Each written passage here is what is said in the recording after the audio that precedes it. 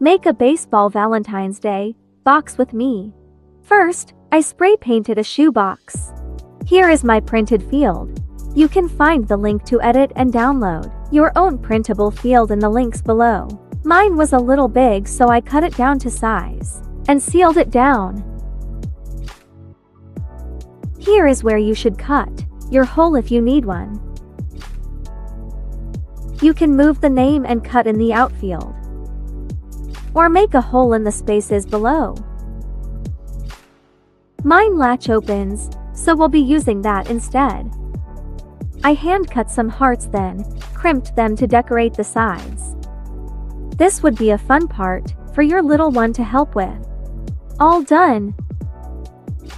I found this baseball set on Amazon. I just hot glued the edges and placed them on. Here is my finished box. Check out the details below on where to find the printable field and player set.